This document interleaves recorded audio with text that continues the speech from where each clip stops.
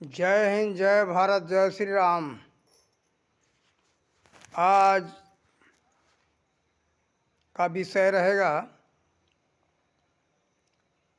लोग अपने मान सम्मान प्रतिष्ठा को खो करके दूसरे के मान सम्मान को लेकर के अपने को महान समझते। इस विषय में हम रखेंगे विचार।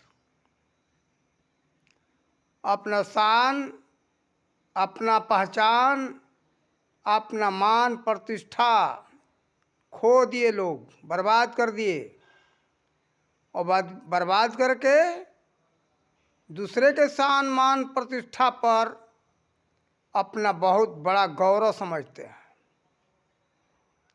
हम भारतीय मूर्खों को क्या कहें, ये शब्द नहीं कहना चाहिए, लेकिन बहुत दुख के साथ ये कहना पड़ता है। हर भारतीय,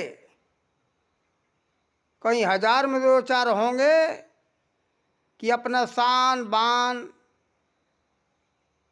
और मान रखे होंगे, नहीं तो सब अपना शान पहचान मान प्रतिष्ठा मर्यादा खो दिए और खो करके दूसरे के मान प्रतिष्ठा लेकर के शान पहचान लेकर के अपने को बहुत बड़ा गौरवशाली समझते हैं। इससे बड़ी मूर्खता क्या कहा जाएगा। भारत में इस समय अंग्रेजियत वर्चस्व जमा चुका है, इसलिए बात ये मुझे कहना पड़ता है। भारत का हर नागरिक ये देख रहे हैं कि अंग्रेजियत में डूबा हुआ है। अंग्रेजियत क्यों ही अपना शान समझता है। अंग्रेजी भोजन, अंग्रेजी पहनावा, अंग्रेजी भाषा, अंग्रेजी रसोई घर, अंग्रेजी मकान, अंग्रेजी कपड़ा, अंग्रेजी शिक्षा नीति, अंग्रेजी कानून, यानी सब कुछ अंग्रेजी, कुछ भी भारतीय नहीं है। भारतीय पहनावा यानी रहन सहन खान पान बिल्कुल अंग्रेजियत हो चुका है।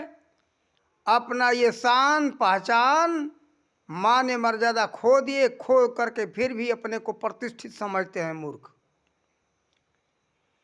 अपना गौरव खो दिए। रे छत्रपति शिवाजी के परिवार और महाराणा प्रताप के परिवार, और उससे आगे चलो भगवान श्री राम के वंशज हो, भगवान श्री कृष्ण के वंशज हो, उन सब का गौरव खो रहे हो और खो करके फिर भी अपने को विदेशी गौरव ले करके अपना गौरव समझते हो। ये बहुत बड़ी मूर्खता की बात है। बताओ, जब विदेशी कहेंगे कि तुम्हारा क्या है बताओ, तो क्या बता सकते हो? किसी को पता नहीं है कि हमारा गौरव, हमारा शान, हमारा पहचान, हमारा मान प्रतिष्ठा मर्यादा किस में था। वो सब खो रहे हो और जो बचा है उसको भी खोते चले जा रहे हो।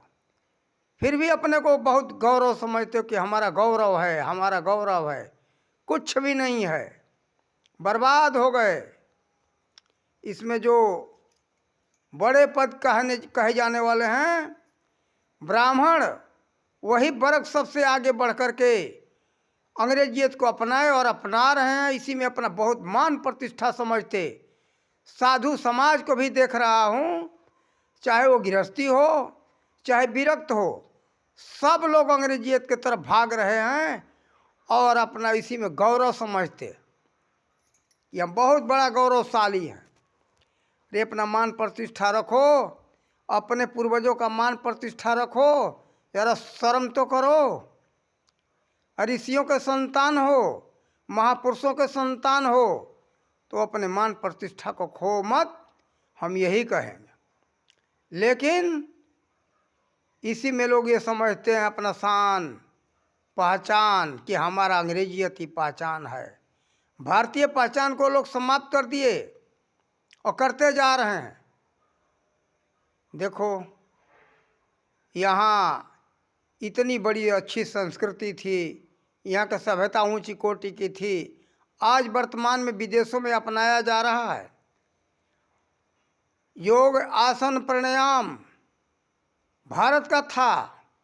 भारत से सब विदेशों में गया हुआ है। यहाँ जितने विज्ञान के सूत्र हुए ऋषि महर्षियों का देन है। और इस भारत के अंदर जितना देख रहा हूँ कि बहुत बड़े बड़े धर्म ग्रंथ और विज्ञान के सूत्र का खोज हुआ है, कैलाश पर्वत पर हुआ है, भगवान शंकर ने किया, या तो बद्रीनाथ क्षेत्र में बहुत बड़े बड़े वैज्ञानिकों का आश्रम था। ये शौनक, गर्ग, बचास्पति, नारायण, शौनक, ये धुंडिनाथ, चक्रयाणी, ये सब उसी क्षेत्र में हुए हैं। इन सब का आश्रम वहीं पता चलता है, बद्रीनाथ क्षेत्र में। इतिहास उठा करके अपना देखो तो समझ में आएगा कि हमारा इतिहास कैसा रहा। बद्रीनाथ क्षेत्र में ही नारायण, गर्ग, शौनक, बचास्पति, धुंडिनाथ, चक्रयाणी हुए हैं। इन सब के आश्रम का पता वहीं लग रहा है। वहाँ बहुत बड़े बड़े ऋषियों का आश्रम हुआ करता था। भगवान श्री राम के गुरुदेव महर्षि वशिष्ठ का आश्रम वही था, जिसका नाम आज पड़ा है पांडुकेश्वर। उसका नाम था ज्ञानबद्री। वही आश्रम था। ज्ञानबद्री का मतलब वह ज्ञान का केंद्र था। इसीलिए वहीं भगवान श्री राम भी गए विद्या अध्ययन करने के लिए। तो वहाँ केवल ये अक्षरीय विद्या के अध्ययन नहीं किए, वहाँ अध्यात्म विद्या का भी उन्हें प्राप्ति हुई। ध्यान सुमिरन भी किए वो। और यही परंपरा था भारत में सभी ऋषि महर्षियों के आश्रम में कि वहाँ मंदिर होता था और वहाँ विद्या केंद्र हुआ करता था। देखो भारतीयों, अपने गौरव को खो मत। यह भारत बहुत बड़ा विद्या का केंद्र रहा है। और आज सब लोग समझते हैं कि ब्रिटेन विद्या का केंद्र था। अरे ब्रिटेन विद्या का केंद्र था तो ईस्ट इंडिया लाइब्रेरी में जो पुस्तक थे 20 लाख, उसको क्यों लेकर के गए अंग्रेज पहले जब भागने लगे भारत से। तो देखो जर्मनी में यहाँ से पुस्तक गया हुआ है, चीन में यहाँ से पुस्तक गया हुआ है, पूरे विश्व में यहीं से ज्ञान विज्ञान के पुस्तक गए हुए हैं। ये सब इतिहास से पता चलता है। यहाँ भारत विद्या का केंद्र था, औषधि का केंद्र था, सब कुछ का केंद्र था। रेशम उद्योग का केंद्र यहाँ था। यहाँ से भारत से विदेशों में रेशम का व्यापार होता था। लोहा का व्यापार एक नंबर का, एक नंबर का जो स्टील है भारत में बना था सबसे पहले पाल। आज से 1400 वर्ष पहले का इतिहास है, सब बता रहा है। तो देखो विदेशों में हमारे यहाँ का लोहा सोना के भाव में बिकता था। लोहा गलता है 1400 सेंटीग्रेड तापमान पर। तो इतनी ऐसी हल्की भट्ठियाँ बनती थी कि उसमें लोहा गला दिया जाता था और एक बैलगाड़ी पर रख कर के दूसरे जगह ले जाया जाता था उस भट्ठी को। इतना हमारे यहाँ विज्ञान का सूत्र अच्छा था। आज वैसी भट्ठी बनाना किसी वैज्ञानिक के बस का बात नहीं है जो बना ले भट्ठी इतना हल्का और इतना ताप बर्दाश्त करने वाला, जो कि इतना ताप पैदा करके उसमें लोहा को गला दे। लोहा कोई साधारण तापमान पर नहीं गलता 1400 सेंटीग्रेड तापमान हो जिस भट्ठी में, तब लोहा गलता है।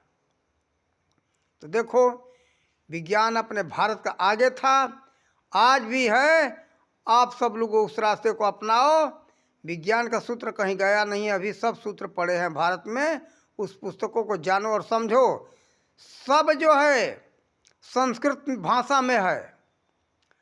आज भी ब्रिटेन में जो पुस्तकालय है, जो भारत के पुस्तक वहाँ रखे हुए हैं, ऐसा पात्र का तलाश कर रहे हैं कि हमको कोई पलट करके समझ सके, कोई देख सके। तो देखो संस्कृत भाषा के ज्ञान के अभाव में आज भी उसको कोई समझने वाला नहीं है। यहाँ से जो 20 लाख पुस्तक ले गए थे अंग्रेज, वहाँ ब्रिटेन के पुस्तकालय में वो प्रतीक्षा कर रहे हैं कि हमको कोई पढ़ने वाला मिलता, लेकिन आज तक कभी कोई मिल नहीं रहा है। वैसा संस्कृत भाषा का ज्ञान किसी के पास है नहीं, और उसको अध्ययन करने वाला कोई भारतीय ही जा कर के अध्ययन करके वहाँ विज्ञान के सूत्र को दे रहे हैं। तो ब्रिटेन वाले अपना मोहर लगा के देते कि देखो भारतीयों, हमने ये खोज किया, जो जो खोज हुआ, जो जो अभी हो रहा है, भारतीय दे रहे हैं। यहाँ हमारा भारत सरकार उतना सुविधा नहीं दे रहा है, इसलिए भारत के वैज्ञानिक अमेरिका जा रहे हैं, ब्रिटेन जा रहे हैं। नहीं तो जाने की क्या ज़रूरत थी। ये जा कर के वहाँ विज्ञान के सूत्र देते और विदेशों का नाम हो रहा है। दुर्भाग्य की बात है। अब हम सब यही करना चाहिए, हम सबको कि संस्कृत के तरफ ध्यान देना चाहिए। जितने विज्ञान के ज्ञान के सूत्र हैं सब संस्कृत भाषा में है, इसलिए हम सबको संस्कृत के तरफ ध्यान देना चाहिए। संस्कृत ही विश्व के सभी भाषाओं का जननी है। और आप लोग अगर हमारा ये वीडियो पसंद किए इस विषय में, तो हम और भी अच्छा वीडियो बनाएंगे। और हम इन्हीं शब्दों के साथ अपने वाणी का विराम देते हम ये कहेंगे कि आप लोग अपने शान, पहचान और मर्यादा को खो मत।